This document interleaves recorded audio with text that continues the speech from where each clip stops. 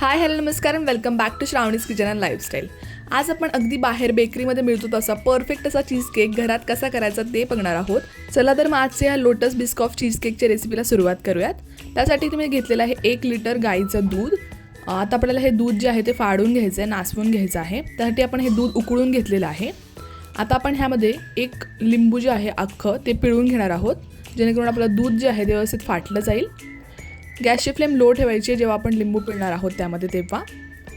आता ह्यामध्ये व्यवस्थितपणे लिंबू पिळून घ्यायचे. साधारण एका लिंबामध्ये पूर्णपणे दूध फाटून जातं, तुम्ही ते पाहू शकता. थोड्या वेळानंतर परफेक्ट असं आपलं हे दूध जे आहे ते फाटायला सुरुवात झालेली आहे. साधारण 5 ते 10 मिनिटांमध्ये तुम्ही ते पाहू शकता की व्यवस्थित असं आपलं दूध जे आहे ते फाटलेलं आहे. ह्याचं जे पाणी आहे ते पूर्णपणे वेगळं झालेलं आहे. आता आपण ह्याला थोडंसं गार होऊन देऊयात. त्यानंतर एका स्ट्रेनरमध्ये आपण इथे एक रुमाल ठेवून घ्यायचा आहे व आपण जे हे दूध जे आहे ते व्यवस्थित असं गाळून घ्यायचं आहे. त्यानं छान अशी पोटली बनवून ह्याला आपण घट्टपणे पिळून आपण ह्याला साईडला ठेवून देऊयात. त्यानंतर आपण इथे आपल्याला लागणार आहेत लोटस बिस्कॉफचे बिस्किट्स. तुम्ही ह्याऐवजी दुसरे कोणतेही बिस्किट्स वापरू शकता तुमच्या आवडीनुसार. आपण इथे लोटस बिस्कॉफ चीज केक बनवत आहोत, त्याकरता मी इथे हे बिस्किट्सचे वापरलेले आहेत.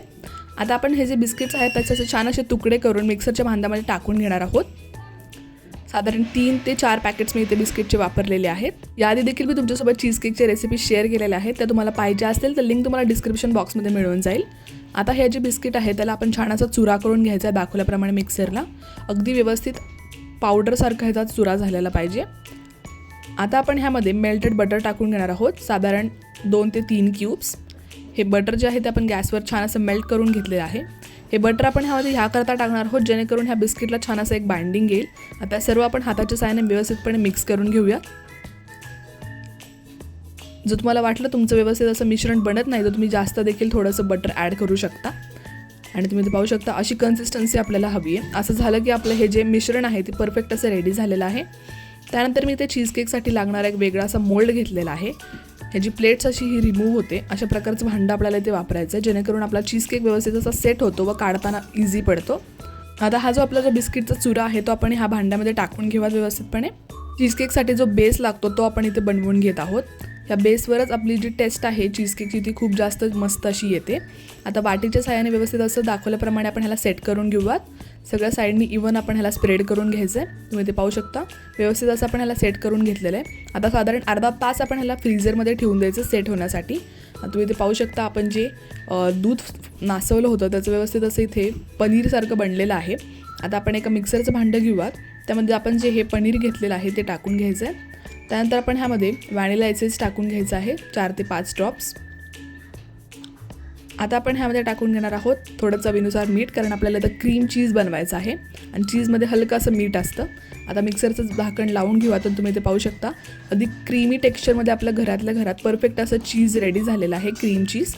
आता आपण हे आपल्या चीज केकमध्ये वापरणार आहोत.